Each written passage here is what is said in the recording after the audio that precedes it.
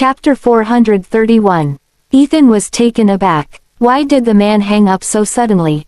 He didn't even state the main point yet. Did he suddenly give up on spinning his tale? Benjamin narrowed his eyes. The voice sounds familiar. Locate this guy. Ethan widened his eyes in disbelief, and he blurted, Mr. Graham, do you actually believe his words? Benjamin shot a look over and insisted, go and find out where the guy's from. Yes, sir. Ethan zipped his mouth and swiftly performed a search on the mysterious man. He was utterly flabbergasted when he found out where he lived. Rutasii Village. A frown crept up on Benjamin's face as he repeated the name, Rutasii Village. That's right, the guy's from Rutasii Village. Ethan nodded. He then added, isn't this the village Miss York has visited before? Perhaps the villagers had seen the boy before. So, they made the call on purpose.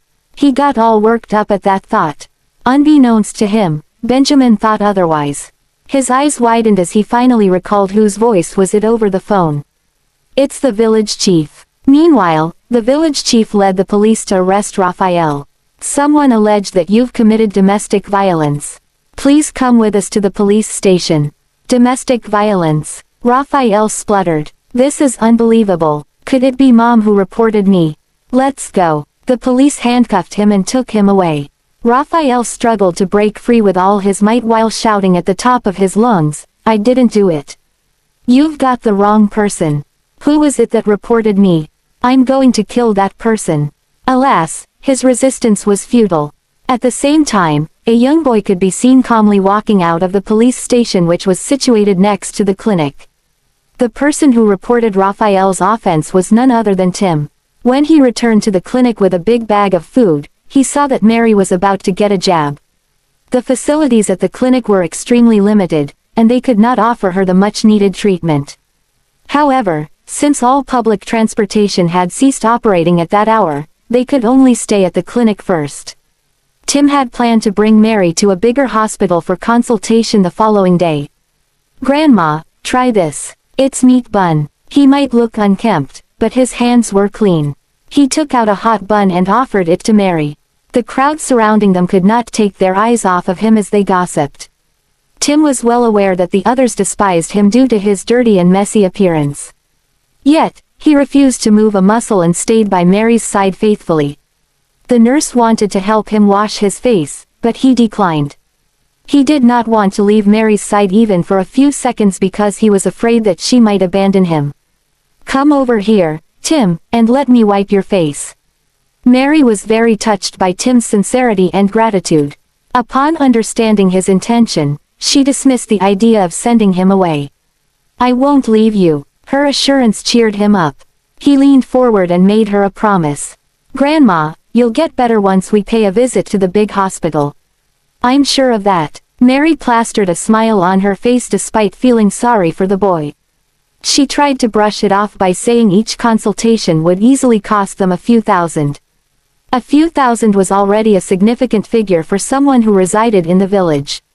Unbeknownst to her, the total for her medical expenditure was actually way beyond that amount. Mary studied Tim's clean face. Everyone was dumbfounded the moment his good-looking face with very delicate features was revealed.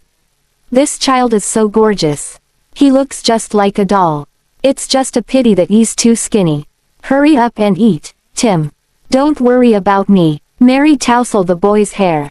Affectionately. Okay. He nodded. When the young and old had finished their food, they lay together on the small chair, trying to get some sleep. It was a sorry sight to behold. A few nurses approached the duo and gave them a blanket. They were won over by the boy's cuteness. One of them muttered to her colleagues, why do I have a feeling that I've seen the boy somewhere? There's nothing strange about it. Maybe he's been here for vaccination before. I don't think so. Meanwhile, back at the Graham residence in Delmore, Orissa was looking for Benjamin after showering the kids. She wanted to check if something happened since he had not shown up for quite some time. However, Edwin informed her that Benjamin had gone out with Darius. Furrowing her brows, she returned upstairs to the children. Just when she pushed the door open, the 5 kids that were huddled together immediately sprung off and went lying down in their original positions. Arching her brow, Orissa questioned, What were you guys chatting about? Chapter 432. The 5 kids stared at Arissa while shaking their heads. Then, they responded in unison, nothing much. Arissa did not buy their laconic replies. She sat on the bed and eyeballed the kids, starting from the eldest to the youngest. She repeated this multiple times, which made the children felt guilty. I'm pretty sure you're hiding some secrets from me. Although she did not spend as much time with Gavin, she knew the other 4 whom she raised like the back of her palm. She could sense that something fishy was going on with just one glance at them. Zachary's heart skipped a beat. He quickly came up with a plan to avoid Arissa's interrogation. Mommy, do you like Mr. Graham? Arissa did not expect such a question from her son. Feeling uneasy, she withdrew her gaze and rubbed her nose subconsciously. Well, I don't hate him, but I don't like him either. What kind of answer is that? Jasper looked at her, puzzled. Well, sometimes I hate him. Other times, I think he's not bad, she added while fixing her gaze at the children. Mommy, we're asking if you have any feelings for Mr. Graham. Jessie climbed over and rested her chin on Arissa's shoulders. Her rounded eyes stared at her mother intently. Arissa pinched her daughter's nose dotingly. Do you all like him then? The 5 of them pursed their lips and answered delightfully, we like him if Mommy likes him. Arissa was amused by their answers. Cheeky monkeys, she lectured them with a smile, he's your daddy. No matter how he interacts with me or whether he is friendly, it shouldn't affect your fondness toward him. He does love you lot very much, doesn't he? Putting the kids as her priority, Arissa hoped that the children would grow to be more intimate with Benjamin as it would definitely benefit their development. Personally, she wished that the kids would love her more than how much they liked Benjamin. Zachary scoffed and said, we can't really feel it since he always treats us like this. As he spoke, he mimicked Benjamin's serious expression, to which Arissa found so entertaining that she laughed out loud. Oliver even started impersonating Benjamin and copied his father's tone of voice, saying, Gavin, bring your brother out. PFTT. Arissa pinched her son's cheek. Don't impersonate your daddy, I'm just showing you what he's actually like, Mommy, Oliver rebutted. Jessie looked at her brothers and stood up for Benjamin. Honestly, Mr. Graham isn't that fierce. He did smile at me. Instantly, everyone turned their heads to the girl. Sweetheart, when did Daddy smile at you? Arissa was curious. It just happened today when my brothers wanted me to keep a lookout. Realizing that she had let her tongue slip, Jessie quickly covered her mouth with her hand and showed her 4 brothers an apologetic expression. Faced with Arissa's suspicious glare, the 4 boys shuddered. What were you guys doing that you needed your sister to keep a lookout for you? She narrowed her eyes. The 4 boys swallowed in fright, not knowing what to say. Mommy, Jasper took a peek at Arissa's expression and muttered. We're trying to find out where our missing brother is, but we're afraid that we'd be found out. That's all. Are you sure you weren't up to something bad? Arissa questioned further. The 4 kids shook their heads vigorously. Of course not. Considering their serious expressions, Arissa believed them. Well, as long as it's not anything bad, you can go ahead and investigate. But don't create any trouble. Have I made myself clear? The children were so surprised that their mother had agreed to it so easily. Don't worry, Mommy, we won't do bad things, assured Gavin, who felt bad about hiding it from Arissa. Sorry, Mommy, we didn't mean to lie to you. We just didn't want you to be sad. Arissa stroked her children's hair and prompted, it's getting late, time for bed. The 5 little ones looked at her and rushed over to give her a big hug. Good night, Mommy. Chuckling, Arissa tightened her embrace. Good night, my sweethearts. After tucking the kids in bed, Arissa left the room and gave Benjamin a call. The phone rang for a very long time, but no one picked it up. Chapter 433. In the car, Benjamin frowned as he looked at the phone screen lit up with an incoming call. It was hard to tell what he was thinking. Ethan turned to him and reminded softly, Mr. Graham, your phone is ringing. Benjamin's eyes flickered. He pressed to answer the call just as the ringing was about to stop. Yes, he said. Benjamin, did you go out? Arissa's voice came from the other line. Benjamin's eyes flickered. Yeah, I'm outside. Orissa pondered for a moment and asked, did something happen? No, it's nothing, Benjamin replied with a light chuckle. After a pause, he continued, it's getting late. You and the children should rest early. Orissa felt that he was hiding something from her. Did you receive news about our child? Benjamin was stunned for a second. No, not yet. Orissa narrowed her eyes when she sensed that his tone had grown heavier. Is there really no news, or is he hiding it from me? All right, you go ahead then. Orissa hung up immediately to call Bradley. Benjamin stared at his phone and frowned. Has she noticed something? Meanwhile, Orissa contacted Bradley to check the progress of his investigation. Boss, I was tracking Donna. However, the trail broke off once she brought the child to Yaleview. Someone had altered the surveillance footage, Bradley explained. Orissa narrowed her eyes. Can you find out when did someone alter it? I will try, Bradley replied. He tried to check if he could recover the surveillance records, only to find that someone had deleted them. Thus, they were unrecoverable. Boss, someone deleted the records an hour ago.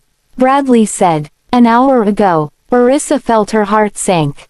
Ethan came to see Benjamin an hour ago. Both of them remained in the study for a long time. Did they do it? But why? She clenched her fist and could not understand what was going on.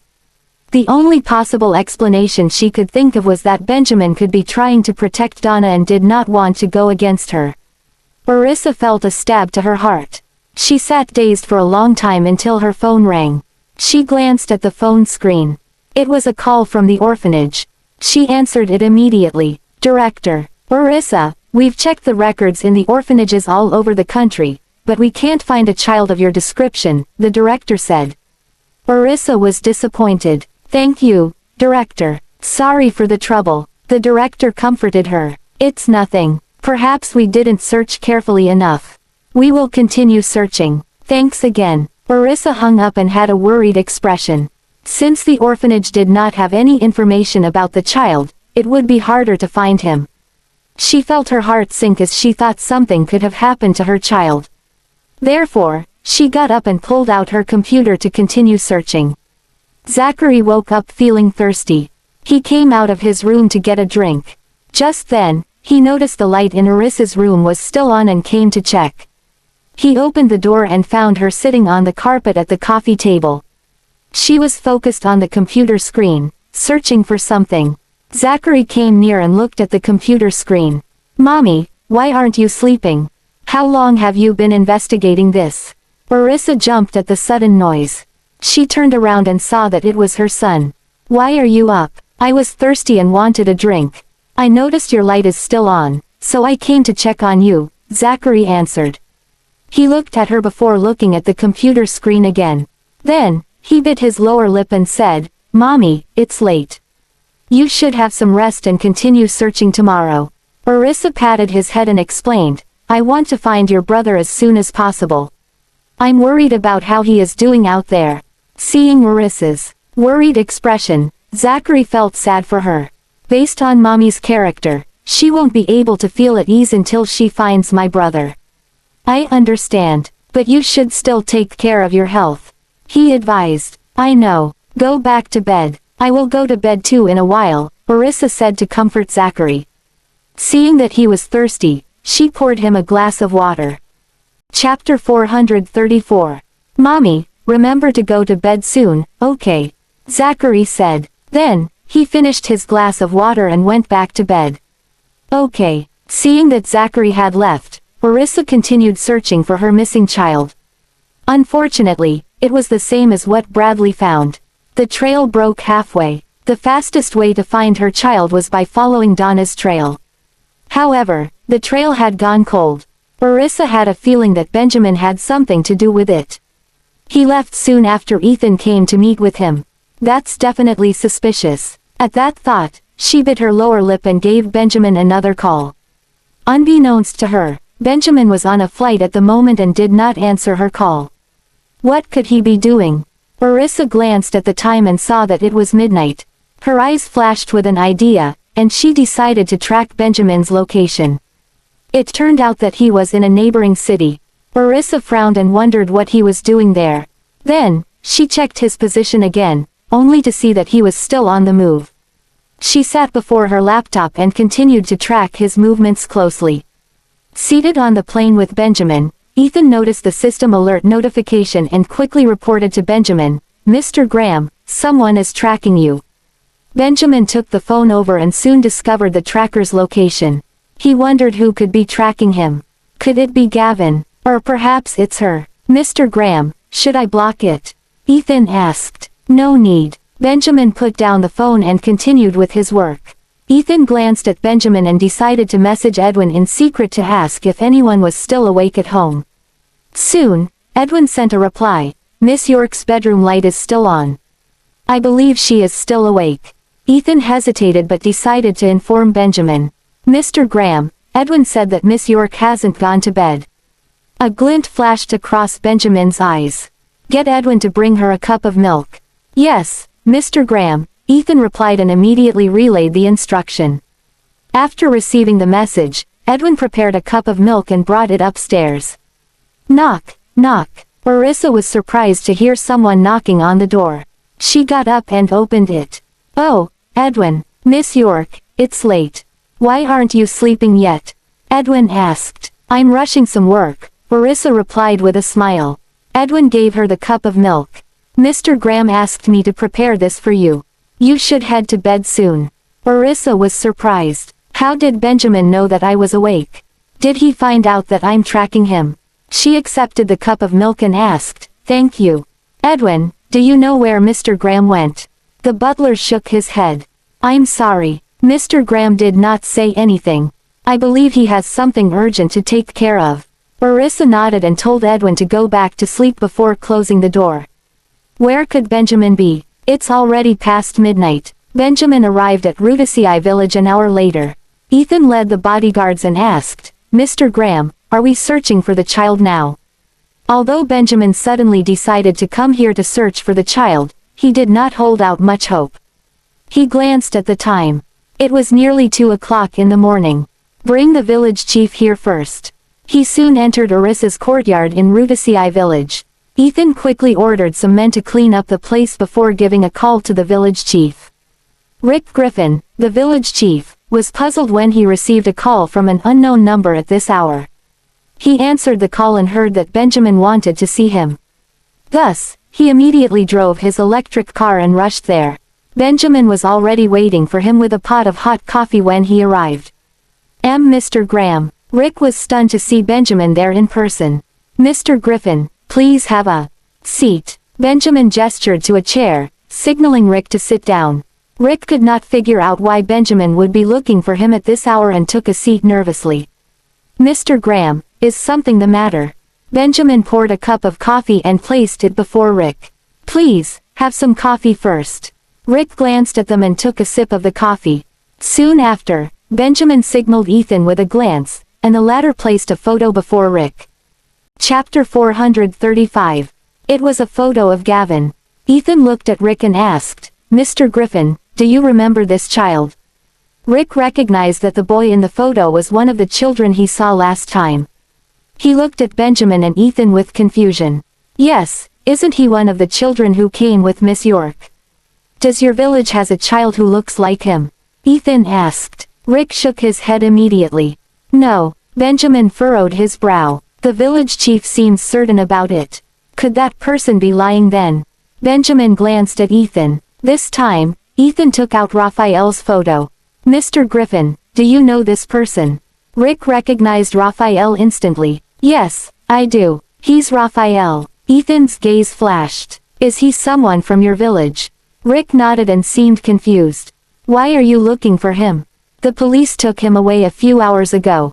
Ethan exchanged a glance with Benjamin before continuing. "Mr. Griffin, I received a call from Raphael saying that a boy in his house looked identical to Mr. Graham's son and was the child we were searching for. Therefore, we came here to ascertain whether it is true." "Mr. Graham's son? Are you talking about Tim?" Rick looked at him. Benjamin's eyes glinted. "There's really a child in Raphael's house?" Rick nodded. "Yes, but..." He looked at Benjamin and continued, "But Tim doesn't look like your son at all." As far as he remembered, Tim had dirt all over his face and did not seem like he could be Benjamin's son. Disappointment flashed across Benjamin's eyes at that. That being said, they did pick Tim up from somewhere, Rick added. Ethan asked, is the boy around 5 years old? Rick nodded. Yes, a few years ago, Mary and her husband went to Salinsburg and brought back a newborn. They said that they found him in a dumpster. At the time, we advised them to report to the police and hand the child to them. However, the child was weak and was frequently ill. They had to keep bringing the child to the hospital. Rick paused and continued, they had to wait until the child was better before they could make a police report. But no one came to claim the child. As such, they believe that the child's parents abandoned him. Since their biological son, Raphael, was in prison for robbery, they decided to adopt the child. Hearing that, Benjamin felt that there was hope again. Ethan became excited too. Mr. Graham, could he really be your son? They found the child in a dumpster in Salinsburg, so it fits the circumstances. I don't think this is a coincidence. He must be Mr. Graham's son. Where is their house? Can you bring me there? Benjamin urgently wanted to see the boy. He wished to confirm whether the boy was his son as soon as possible. Rick sighed. We went to the house just now, but Mary and Tim were gone. We have no idea where they went. I'm not sure they would be there if we go now.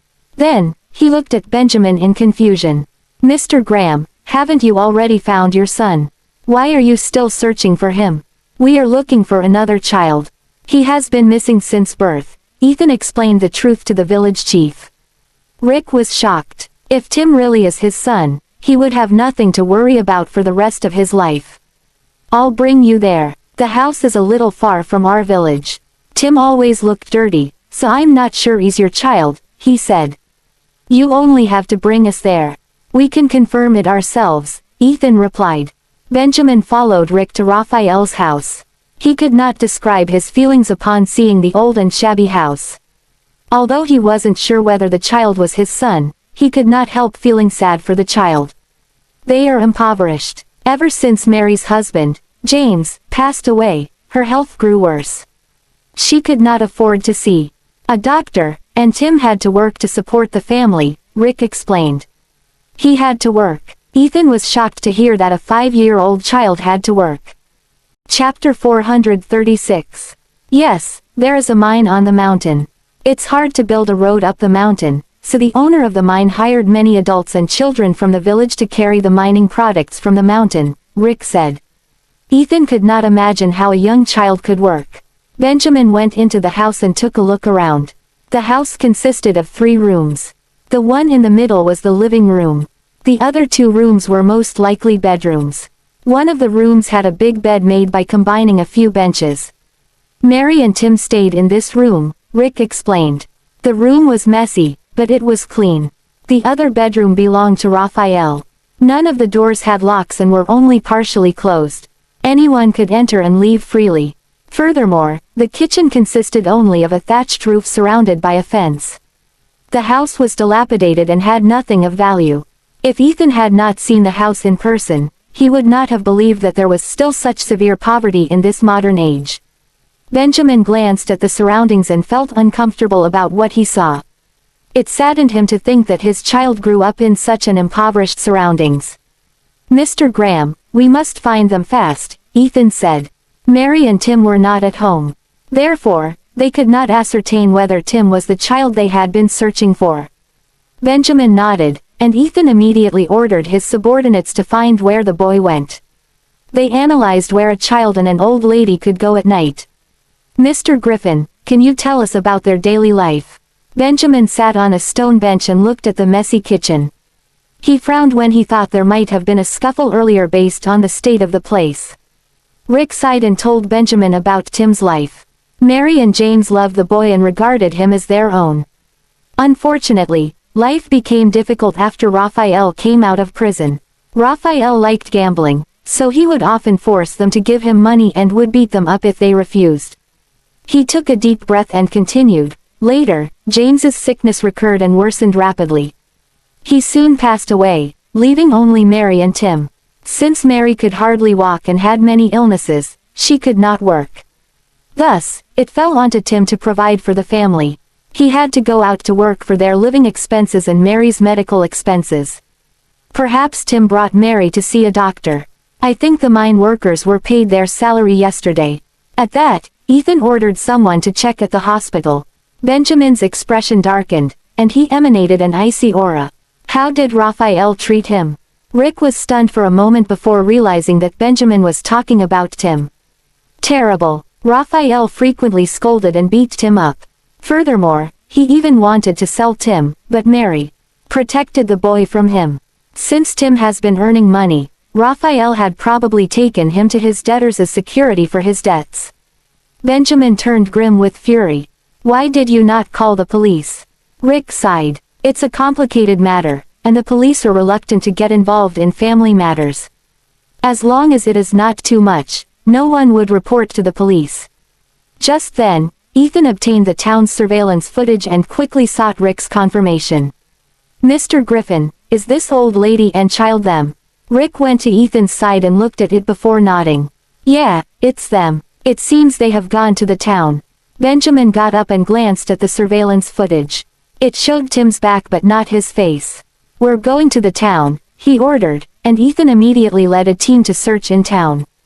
However, they could not find Tim or Mary even after a few hours. Mr. Graham, the police station's surveillance cameras caught Tim, Ethan said. Benjamin frowned and ordered, show me. Ethan quickly obtained the surveillance footage and showed it to Benjamin. In the footage, Tim appeared for a while before disappearing out of the camera's range. Benjamin paused the video and enlarged the image. The image showed Tim's dirty face. Thus, Benjamin was unable to identify whether he was the missing child. Do the comparison now, he instructed. Yes, sir. Ethan immediately uploaded Gavin and Tim's photos into the software to compare their facial contour. Benjamin appeared tense as he waited for the result. He had never felt this nervous before. Could that boy really be my son? Chapter 437. After a minute, the results were out. Seeing the authentication results, Ethan was practically overflowing with excitement. Mr. Graham, the results are out. It's a 91% match. That was a considerably high similarity index. Benjamin's eyes lit up. Arrange more men to sweep the place. Roger that. Ethan promptly gathered more men to continue the search. Stepping out of the car, Benjamin stood along the streets in the unfamiliar village. There was barely anyone within his line of vision. He strode toward the direction of the police station. On the other side, at Yaleview, Orissa did not sleep the entire night either. She had been searching for leads regarding her missing child and simultaneously tracking Benjamin's movements. Realizing that Benjamin was at Rudisii village, she was perplexed. Why is he there? Could it be that he has found leads about our child? Her eyes brightened up at that thought, and immediately, she made a call to Benjamin. Benjamin's phone rang just as he arrived at the police station. He stilled. Why is she calling at this hour? After a brief hesitation, he answered the call. Benjamin, Orissa exclaimed over the phone. Yes. What is it that you're calling me so early? Benjamin scrunched his brows. Don't tell me she didn't sleep for the whole night. Where did you go? As soon as Orissa blurted out those words, a surge of embarrassment washed over her as it seemed almost like she was checking on him. She quickly changed her stance and said, You didn't come home. What are you so busying with? Benjamin put one hand in his pocket and curled the corners of his lips into a satisfied smile. Are you concerned about me? Orissa pursed her lips and brushed him off with another question. Where are you now? I'm away on a business trip, so I won't be back that soon. Although Benjamin did not update her on where he was, she knew well about his whereabouts. Oh, she murmured in acknowledgement. How dare he still lie to me? Did you manage to find some clues about the child? She quickly asked. Not yet. He surveyed the surroundings, intending to tell her after finding Tim. Orissa frowned and shot him another question. The footage before Donna brought Gavin to look for you, were you the one who deleted it? A glint flashed across Benjamin's eyes at once. Little did he expect her investigation to progress so quickly. No, he denied. Indeed, he was not the one who deleted it, but Ethan. Orissa was almost confident he was the culprit, yet the man denied it so straightforwardly that it caught her slightly off guard. Was it really not him? Did you not sleep last night? The man's deep voice, which contained a trace of concern, sounded from the other end of the call. I did. I just woke up a while ago, Orissa casually answered. Anyway, that's all for now. I'm hanging up now. With that, she hung up promptly but remained seated, unable to grasp the entire situation. If it wasn't Benjamin, then who could it be? Or was he lying just now? A turmoil of emotions weighed down upon her. Meanwhile, Benjamin tucked his phone away and headed into the superintendent's office. Learning that Tim was there to file a police report, especially that it was against Raphael for abusing Mary and him, the intimidating look on Benjamin's face grew intense, and a spine-chilling malicious glint flashed in his eyes. All the others present dared not go near. They thought the man would do something, but it turned out otherwise. Mr. Graham, we haven't found the boy. There's no news from the hotel and hospital. Ethan had made his way over, and the moment he caught sight of Benjamin walking out of the police station, he rushed forward to report their search progress. Benjamin's expression turned grim. I've exchanged a brief greeting with them. They'll be dispatching some men to lock down the place before searching. Go and liaise with them. He did not bring enough men over to the village this round. Therefore, he had to rely on the locals for help. Got it. Just as Ethan was about to step in, Benjamin stopped him and ordered coldly, teach Raphael a lesson for me. And make sure he stays in there. Ethan nodded in reply and sped off to make the necessary arrangements.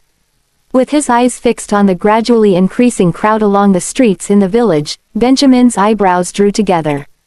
Where could that kid have gone? At the same time, Tim spotted some bodyguards combing the area looking for someone. Their aggressive and dour appearances instantly convinced him that they were just like Raphael. What further reinforced his perception was when he vaguely heard those men questioning the public about Mary and his whereabouts. Immense astonishment engulfed him as he thought they were acting under Raphael's commands. Without delay, he sped to find the nurses and patients who had seen him before. Chapter 438. Excuse me, did you all see those mysterious men in black? They're bad guys. They must be here to catch us. If they ask you guys if you've ever seen us, please don't tell them. Or else my grandma and I will die in their hands. Tears and snot streamed down Tim's face as he said pitifully. It was a sight that could easily cause one to be sympathetic. Don't be afraid. We'll keep your presence a secret. Go find a place to hide for now. The nurses felt their hearts ached for him and agreed to his plea readily as they ruffled his head. Thank you so much. With that, Tim darted away. While no one noticed him, he scuttled back into the ward. Grandma, I'll help you to the restroom. We'll head to the hospital later. In truth, Tim had asked around and knew there would be a vehicle heading to the hospital to collect IV drips. He figured they would be able to tag along without paying any fares. All right. Mary followed Tim to the restroom. Just as they headed in, some bodyguards came over.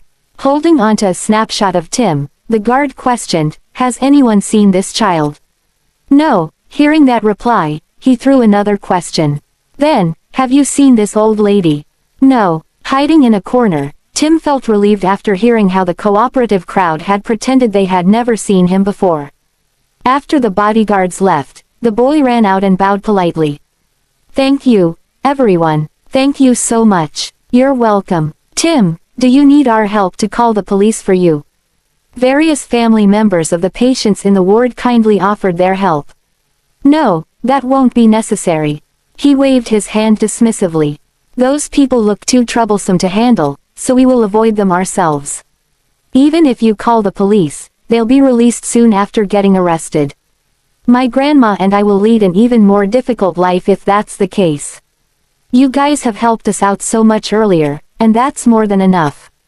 I'm very grateful for that. Tim's words made perfect sense to the crowd. You two have to be extra cautious then. Sure thing. Tim nodded his head and ran to the entrance to observe the situation. Only upon making sure that those bodyguards had left did he run back and pick Mary up to get onto the vehicle heading to the hospital. About half an hour later, Benjamin gave another order since the search was still fruitless. Call Jack and the others to come over and help with the search here." At that, Ethan relayed his instructions at once. "Mr. Graham, we've almost combed the entire area. Perhaps the kid has already left the village. Otherwise, how is it possible that we can't find him?" Ethan was utterly baffled. "As you mentioned, we, almost, searched everywhere in the village." "That means there are still places we have yet to search," Benjamin chided. He then pulled out his laptop and accessed the village's surveillance cameras to check if there were any leads. "Have you allocated people to every entrance of this village?" "I did. As long as Tim is still in the village, we'll definitely be able to find him." Ethan spoke in a convincing tone. Hearing that, Benjamin carried on looking through the surveillance cameras. Back at Yaleview, the 5 little ones had woken up and ran to find Arissa. Seeing her sitting right before the computer, Zachary was shocked. "Mommy, did you not sleep for the whole night?" Gavin threw a glance at his brother. "How do you know that Mommy didn't sleep?" "Mommy was still wide awake when I woke up in the middle of the night to get some water," Zachary explained, his gaze still locked on Arissa. Upon noticing the signs of fatigue on her face, the boy furrowed his brows. "I'm sure Mommy didn't sleep. I was so busy I forgot about the time." Arissa hurriedly tried to explain to the kids. "Mommy, why didn't you sleep?" Oliver turned to look at her concernedly. Just then, the observant Jasper spotted the content on the computer screen and remarked, "Mommy is trying to find our missing brother." Hearing that, the 5 little ones exchanged glances with one another. Jesse walked over, appearing distressed. "Mommy, why did you not sleep? We'll be upset if you're tired out because of that." Arissa caressed her daughter's head. "I'm fine. You guys should go and wash up now." "Mommy, you can't do that. You'll get sick if you don't sleep," Gavin persuaded anxiously. Arissa knew the kids were worried for her, so she nodded and promised, "I'll pay more attention from now on, okay? Now, go ahead and wash up. You guys still have to go to school later." Finishing her words, she stood up and prepared to take them back to their room to wash up. Chapter 439. "Mommy, we'll wash our faces on our own. You should wash yours too and have breakfast with us. And you can take some rest after that," Zachary urged. "That sounds great," Arissa replied with a smile. After the kids headed out, she trotted to the bathroom to wash up. Returning to their room, the kids closed the door tight and started their discussion. "Mommy stayed up all night because she was searching for clues about our missing brother," Zachary commented. A frown formed between Gavin's brows. "Why don't we tell Mommy the truth?" Oliver bit his lip and nodded in agreement. "I think we have to tell Mommy. If not, Mommy's body won't be able to take it if she continues to skip on sleeping. But I'm sure she won't be able to handle the truth if we tell her now." An insurmountable worry surged within Jasper. Jess's eyes were brimming with tears. "Our brother is such a poor thing. Mommy will be hurt if she finds out about it." The 5 kids were shrouded with worry as they mulled over the problem. "Well, it's better to reveal it now than dragging it. After all, Mommy will have to find out the truth someday. She could endure it for one day. But what about today?" Gavin could not bear to see Arissa that way. He had wanted to continue hiding the truth from her, but learning that she had been staying up to look for clues overnight, he felt his heart sink to the bottom of his stomach. "I'm all for it. Let's tell Mommy about it." Zachary raised his hand. "Gavin is right. Revealing the truth now will hurt less than in the long run. Mommy will find out one day anyway. The later she knows, the longer she has to be worried. Mommy's body won't be able to take it sooner or later." Likewise, Oliver raised his hand in full support. "Me too." Jesse and Jasper were the only ones who had yet to voice their opinions. Jesse turned to look at Jasper. The latter turned to his 3 other brothers, who all had the same views, and sighed. "Let's tell Mommy then." Since Jessie had always been obedient and would follow her brothers, she had no objections to it either. "Let's go tell Mommy now." Jasper had his eyes on the others. "Not now. Let's do it later. We'll tell her after breakfast." Oliver was afraid Arissa would lose her appetite after learning about the truth. Gavin and Zachary thought the same way too. "If that's so, why don't we tell Mommy after she gets some sleep?" Jasper proposed another idea he reckoned was better. If we don't say it later, Mommy will surely continue to rack her brains over this matter. There's no saying when she'll take time to rest. Zachary wrinkled his nose. Jasper sighed dejectedly. Let's go wash up first. Otherwise, Mommy will come looking for us soon, Jessie reminded her brothers. All right, let's go. Oliver gestured and headed into the bathroom with Jessie first, while Gavin, Zachary, and Jasper followed behind. As the kids brushed their teeth, an idea flashed across Jasper's mind. Why don't we tell Mr. Graham, then get him to tell Mommy about it? Gavin and Zachary frowned upon hearing that. The former was the first to raise his objection. It's no use telling him. I doubt he knows how to comfort Mommy. Zachary seconded those words. He believed that Benjamin did not seem to shower Orissa with much care. I'm sure Mommy's heart will break after we tell her the truth later.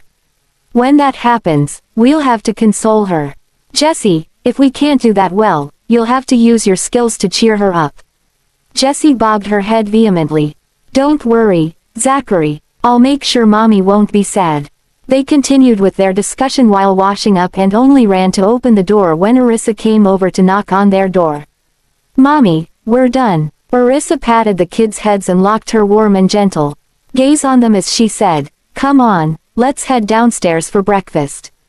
Jessie gripped her mother's finger and said sweetly, Mommy, later after breakfast, you must have a good rest.